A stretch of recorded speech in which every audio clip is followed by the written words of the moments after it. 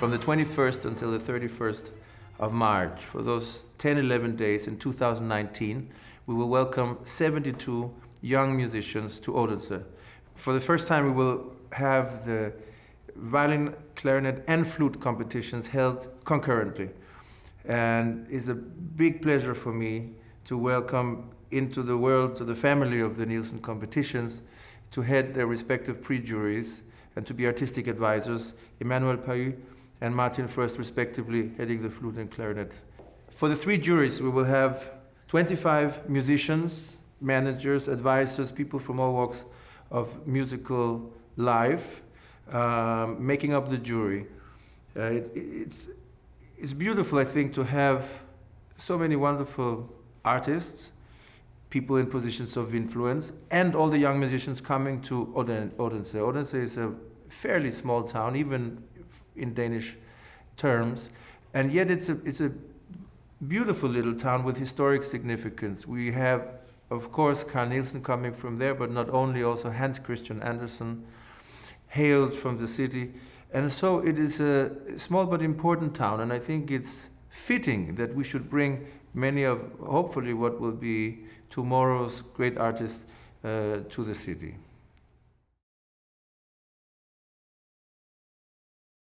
For me personally, it's of the essence to create an atmosphere, and this may sound funny to some, but a competition should have a human side to it as well. We are welcoming a lot of young musicians who have spent enormous amount of time preparing. They've spent years, in fact, and months certainly to prepare specifically for this competition. They have made the journey.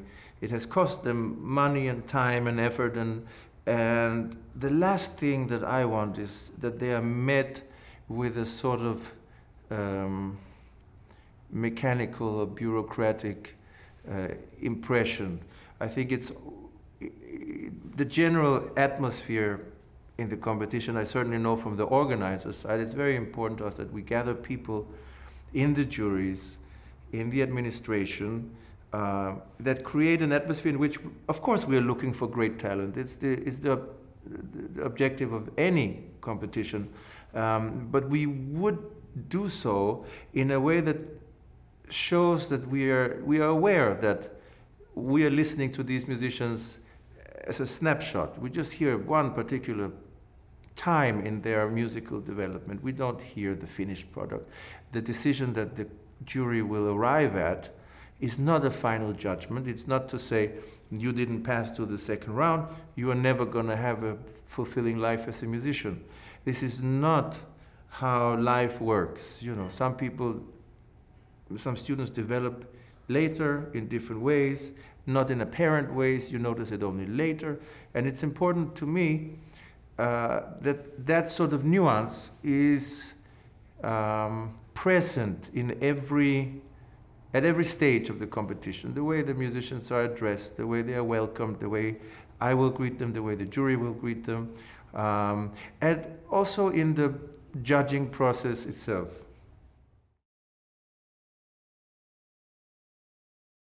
In addition to wanting to communicate to and with the young contestants in a way that embraces their humanity, what's very important to me is transparency.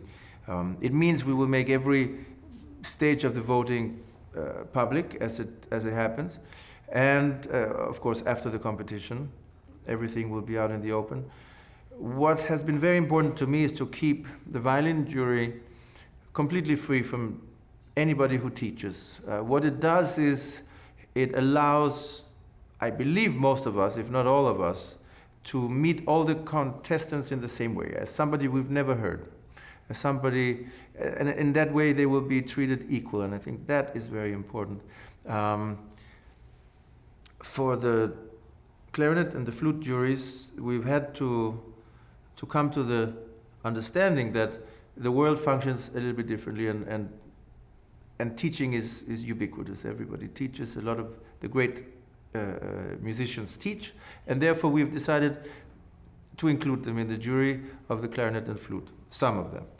What we do have is a strict system in place that ensures They cannot vote for their own students, they cannot vote for former students, and they cannot vote for anybody who has played in a master class for them. And that hopefully will ensure a fair voting and jury process. My sort of dream is that everybody who comes will be judged in the same way, and to enhance that, what I thought could be incredibly exciting was that in the first round, not the whole first round, but part of the first round, the contestants play behind the screen. What it does is it forces the jury to only use the ears, of course, but more importantly than that, it means we don't know who is who. We don't sit and read anybody's biography, we don't know who they study with, we don't know where they come from, we don't know if they're tall or short, or we don't know anything except from what we hear. And at the end of that day of listening to them behind screens, we will give points.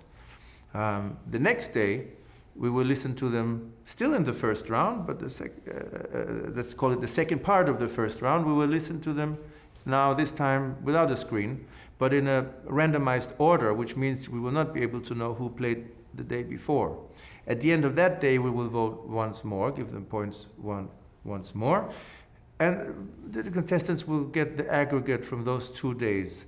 And I thought it could be very interesting, and I'm even speaking for myself. I think of myself as somebody who has spent so much time with the violin and sort of thinking about the little details of violin playing and finesses and all these tiny little details. And yet I found myself sometime in the last competition, sometimes thinking, wow, this is difficult, it's very difficult. And I'd love to free, even for myself, to be free of the preconceived ideas, to not know who's playing, just to sit and listen and say, what do I think of that? That would be very interesting. So that's what we are implementing in the violin jury for sure. What the competition wants to offer, what is important for us, is of course the prestige, is of course the money, the awards. For me personally, having gone through even the competition system, I know that the thing we all yearn for in the early years are opportunities to perform. And it's something that's very important to me, that the competition not only provides the glory, as it were, and the prestige, but also provides a platform. It must become a platform from which the young talents can launch their career. For that reason, the winners will record their own CD with Odense Symphony Orchestra following the competition. And it's one of the things that is absolutely crucial to me, because the competition comes and goes, and there'll be other competition and other prize winners. But we want the young people to be able to showcase themselves, to say, here I am to the world, and it's important for us in the competition that we provide them with that opportunity.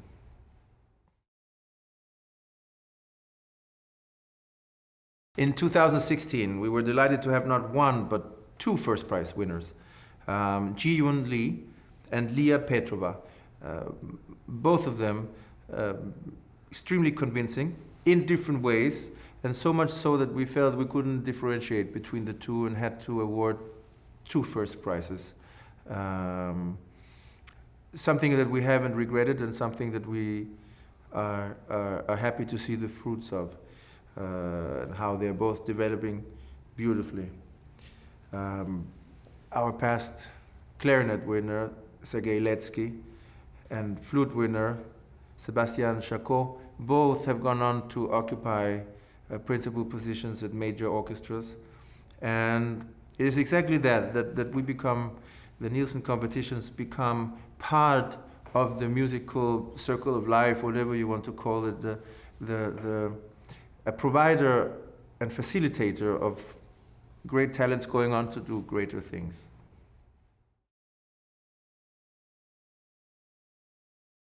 We will open the 2019 competition with 3 concerts with the Carl Nielsen Academy Orchestra. This is a for the occasion youth orchestra, which is something that is incredibly important to me. The competition needs to have several functions. One is to find the perfect winners, all of that. But it also should have a ripple effect. It should also be something that the entire local population can follow, immerse themselves in, and even wider than that, we should like it to have positive effects all over Denmark, which is why we have gathered these young musicians who will practice together and prepare separately in their own towns, and then descend upon Odense to work with the great maestro Marek Janowski for 3 concerts. In the first concert I will play myself the Nielsen Violin Concerto, and in the other 2 we are fortunate enough to have Lia Petrova, our one first prize winner, and Jiyeon Lee, the other first prize winner that we had from 2016, to solo. And they will both return to Denmark, and it kind of is a poetic and fitting end to the hiatus that we had in the competition, sort of start where we left off and then take off into a new direction. I'm very happy to welcome the 72 musicians, the 25 jury members, hopefully lots of happy audience members, of course the Carl Nielsen Academy Orchestra, and that they will all come to Odense and be part of what should be in the end a musical celebration. It should not just be about who is not good enough, but it should be something that celebrates music. This is what I would like to permeate through all the competitions and through all the concerts in connection with the competitions. I'm very happy and proud about the fact that the entire competition will be broadcast on Medici TV, and means that the platform which we aim to provide for the winners will be that much stronger and far-reaching. And it's going to be a special 10-11 days in Odense, and I hope you will all join me and join the rest of the team behind the Carl Nielsen competitions.